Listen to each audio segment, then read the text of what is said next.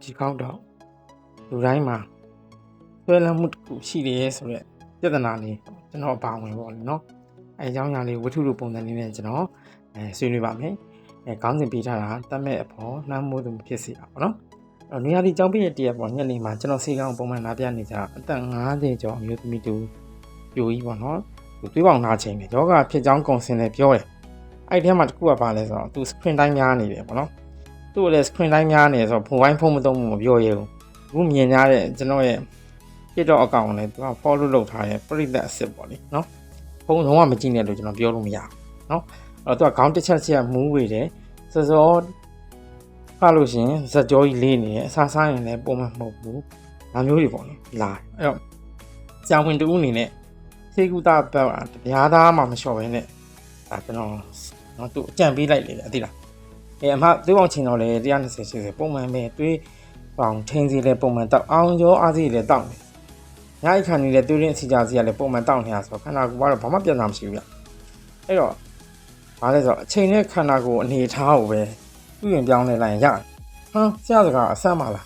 ယောဂလက္ခဏာတွေကိုဆရာပြောသလိုဆေးမတောက်ပဲကုသရမယ်ဆိုတော့စိတ်ဝင်စားစရာပဲကျွန်မဆောင်ရွက်နိုင်ရစီရင်တော့မငင်းပါဘူးပြိုကြီးဆိုတော့ပတ်စံကုန်မှလည်းကြောက်ပြီးပြီးကြလိုက်လာပါမယ်ပေါ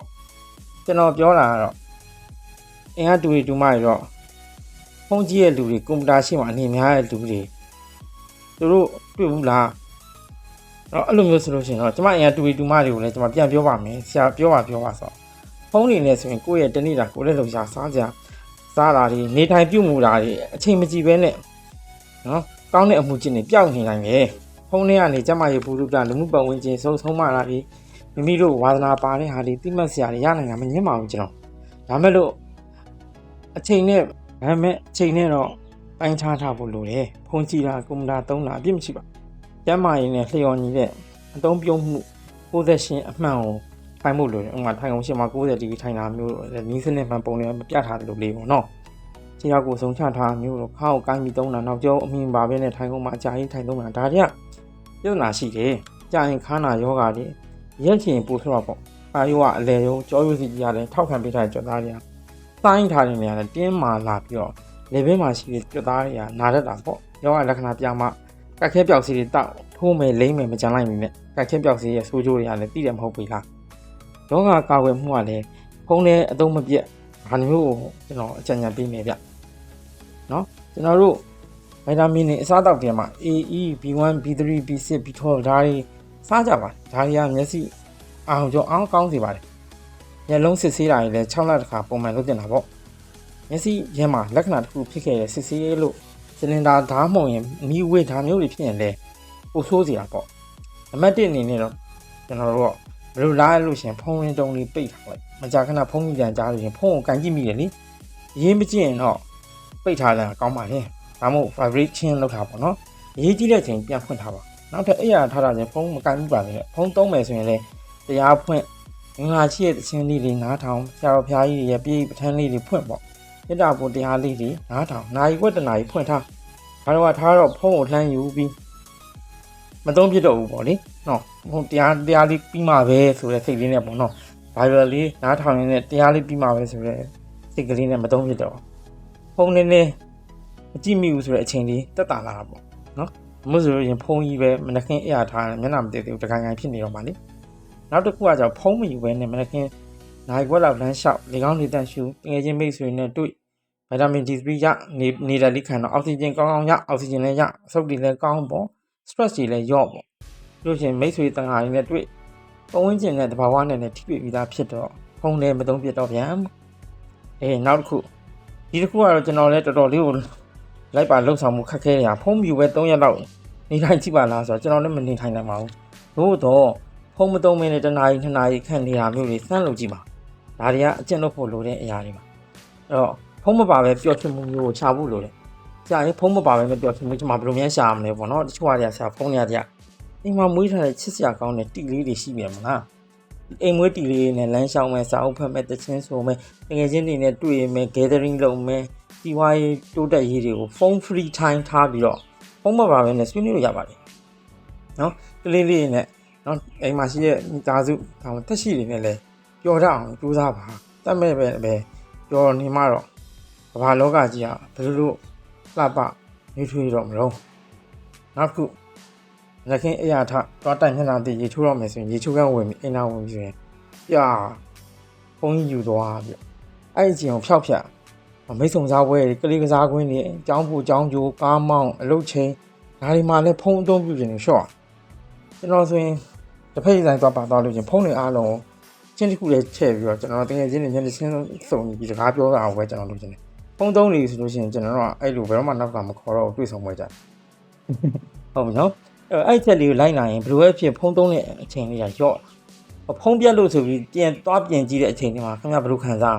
းကိုယ်ကယောဂဖြစ်တာမဟုတ်ဘူးနော်အဲ့ဒီကိုယ်ကယောဂဖြစ်တာမဟုတ်ဘူးဖုံးလေးသွားပြီးပြင်တာဖုံးပြတ်သွားတာဖုံးအစ်စ်ဝယ်ကန်နီးလေးဆိုရင်အိတ်လို့မရတော့သူကကြောင်ချောက်ချားနဲ့ဘယ်သူ့ကိုစိတ်လို့စိတ်လို့မှမပြောဘူးမျိုးသမီးတွေဆိုရင်အမျိုးသမီးကိစ္စဓမ္မလာကန်နီးဖြစ်လို့စိတ်တူတာလို့ဖုံးမရှိသွားလို့เนาะပြီးရင်ဟော်မုန်းတက်ကြောင်မဲ့သူတို့စိတ်လွာလို့ဖြစ်တယ်အဲ့တော့နောက်ခုကြောင့်တထောက်တညပုံမြင်နေကြားဦးတယ်မလားနောက်တစ်ပုတ်လောက်ကြည့်ပြစီဒါလေးပြ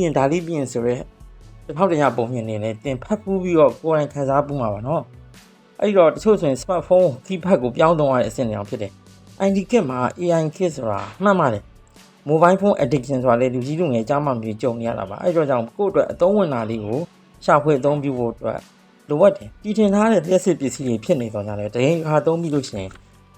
45မိနစ်လောက်ကြာလို့ရှိရင်တစ်ခါနာအဲ့ကလေးစာသင်လို့ရှိရင်လည်းကျွန်တော်45မိနစ်တစ်ခါတန်းဖြုတ်ပေးရလေအုံနောက်ကလက်မခံတော့အုံနောက်ထဲမှာမကောင်းတဲ့ဟာတွေကျွန်တော်เนาะဒီအိတ်ဆက်ချင်းရဲ့အကြောင်းတွေမှာပြောထားတယ်နားပြရအဲ့တော့ဟုတ်တယ်เนาะဆရာတချို့ဖိုင်တွေကိုကြီးနေစိတ်ဝင်စားလာတော့မရက်နိုင်တော့ဘူးလူငယ်ဆိုပို့ဆိုတော့ပေါ့ခုခေတ်မှာဂိမ်းမျိုး application အမျိုးမျိုးပေါ်တော့မူရစေဝါလိုပဲဗျမူရစေဝါတုံးမယ်တောက်မယ်ထိုးမယ်စိတ်ကိုပြောင်းလဲစေတယ်ဒါကကြောင့်မူရစေဝါလိုမဟုတ်ဘူးမူရစေဝါတက်ဆိုးမယ်နဲ့တူတယ်သွားပြီးတော့စုလို့လည်းမရဖြစ်နေစနစ်နဲ့လိုက်ပြီးတော့သူတို့တွေပညာစည်းမှုနေရဆိုတာကိုသွားဟန်တာဆိုပဲဖြစ်မှာပေါ့ဖုံးကလည်းစိတ်ကိုဆွဲဆောင်ညှို့ငင်ပြောင်းလဲပြီးတော့သူ့ရဲ့အုံနောက်ထဲကိုရသဘောင်းဆောင်နဲ့မကောင်းဆိုးဝါအညင်ဟောက်နော် message တွေရောက်နိုင်တယ်လေထမင်းမေးဟင်းမေးအချိန်မေးဆိုတာစမလာပါပေါ့အဲ့တော့နိုင်ငံတကာသိပ္ပံပညာရဲ့ထူးခြားချက်ကိုကြည့်မယ်ဆိုရင်ဒီယောဂါကျွန်တော်ဆရာဝန်တွေလည်းကုသနိုင်တဲ့ယောဂါမဟုတ်ဘူးဗျအဲ့မှာကြည့်မယ်ဆိုရင် TV ဗီဒီယိုကြည့်တာများတယ် game များတယ်နောက်ဆုံးက content creation တွေเนาะအဲ့အရာတွေပါပေါ့ဒါတွေကိုကြည့်ကြပြီးရကြမိတ်မှဆိုရင်မိတ်ကလေးကပို့သုံးတယ်လို့လည်းတွေ့ရတယ်เนาะ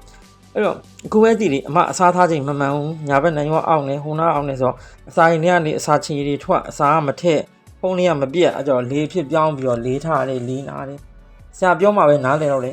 တွေးလို့ဖြစ်တော့ကလည်းဆရာညွှန်းညီလန်းပြစီလို့အတွေ့မလေးနားထောင်လိုက်တာတွေးထိနိုင်သွားတယ်အခုဆိုတွေးလုံးဝမတူတော့စေးတောက်ချင်တာအကျင့်ကိုဖြည့်လို့စိတ်မပူတော့ဆရာအခုလည်းဆရာပြီးတဲ့နီးလန်းအနေနဲ့သူစေးဘုသူတာရတိန်သားလုံးကိုဆရာပြန်လုပ်လို့ရတယ်အိမ်မှာရှိတဲ့တူမတွေကိုကြက်မှတ်မယ်ဆရာတွေ့တူမလည်းမဟုတ်ဘူးအမကိုယ်တိုင်လည်းနော်လိုက်နာဖို့လည်းလိုတယ်နော်ဆရာစီလာပြပြီးစီမပေးပဲတက်တာစီတဲ့နီးကိုသိရတော့ပတ်စံလည်းမကုန်ကြောက်ကလည်းမထိတော့အာကဆရာပဲတို့ဆရာတော့ဆရာတစ်တော်ဟာလေဗီတာမင်ကျော်သွားတဲ့အစားအသောက်တွေကိုအမြဲတမ်းနားထောင်လို့အိမ်မှာတော့မှလေဆရာအကြံပြုချက်တွေနဲ့ချက်ပြုတ်လို့ကျမ်းမာရေးနဲ့ပတ်သက်ပြီးမျိုးဖို့ကြောင့်ကျမ်းမာရေးကောင်းတဲ့မျိုးဖို့ကြောင့်လို့တော့ကျွန်တော်ပြောလို့ရတယ်ဆရာကြီးဘယ်ဆိုလို့လဲကို့မှာကိုယ့်ရဲ့လေသံနဲ့ချက်တူကြနေပါကျမ်းမာမှချမ်းသာရချမ်းသာမှကိုလုပ်ချင်တဲ့ကောင်းမှုကုသိုလ်တွေလုပ်လို့ရမှာမဟုတ်ဘူးလားဒီတစ်ခုကကိုတယောက်တည်းဖြစ်နေတဲ့ပြဿနာမဟုတ်ပါဘူး။နောက်လည်းတိုင်ပင်ဆွေးနွေးကြတယ်ဆိုရင်ချက်ချင်းလာနော်စိတ်ဝင်လေးဆရာကျမပြန်သွားလို့ရှိရင်ဆရာပြောတဲ့အတိုင်းတိုင်းတိုင်းနားထောင်ကြည့်ပါမယ်။လိုက်ပြီးလည်းလုပ်ကြည့်ပါမယ်။လုပ်ကြည့်ပြီးလို့ရှိရင်လည်းဆရာပြန်ပြီးတော့ကျမအချိန်နေတိုးတက်ဖို့ပြန်ပြောမယ်နော်။အဲ့ဒီအချိန်မှာတော့အမအပြိုကြီးပြန်သွားရဲ့လမ်းကိုကြည့်ပြီးတော့ကျွန်တော်အိမ်ကတူမတွေတော့ဖုန်းကြည့်ချိန်တတ်မှတ်ခံရတော့မယ်နော်ဆရာပြောလိုက်တဲ့အကြံပြုချက်နင်တို့လိုက်နားထောင်ဆိုပြီးတော့ဇော်ရခမတက်နေဆိုပြီးတော့ပြောတော့မှာတော့ကျွန်တော်မြောင်နေမိတယ်ဗျဘလိုပဲဖြစ်ပါကောင်းတဲ့လူနေမှုအကျင့်စရိုက်ဖြစ်သွားတော့ကျွန်တော်ရဲ့စေနာတစ်ခုပါပဲအဲ့တော့လူကြီးမင်းတို့လည်းမိတ်ဆွေတို့လည်းကျွန်တော်တွေမှာပါတဲ့အတော့အမနော်လူနာအပြိုကြီးလိုပဲကျမဒုက္ခနဲ့ရဖို့အတွက်ကျွန်တော်ပြောတဲ့ဟာလေးလိုက်ပါလောက်ဆောင်ကြည့်ပါအောင်ဒါယောဂမဟုတ်ပါဘူးဖြစ်ရည်စည်းချောင်းပေါ်စီးရင်တဲ့ဖြစ်ပျက်သဘောလေးတစ်ခုပါအဲ့တော့အချိန်ကိုဝယ်မလားမိမိရဲ့ကျမ်းမာရေးကိုလည်းနောက်မှမကူပါနဲ့အခုချိန်မှာအချိန်ကိုလည်းမွဲကျမ်းမာရေးလည်းကောင်းအောင်ကျွန်တော်ပြောနီးလန်းလေးနဲ့လောက်ဆောင်ကြည့်ပါကျွန်တော်လည်းအခုချိန်မှာကျွန်တော်လည်းအကျင့်ဖြစ်အောင်ဆောင်ရွက်နေရပါအားလုံးကျမ်းမာဒုက္ခနဲ့ပြည့်အောင်ပါစေ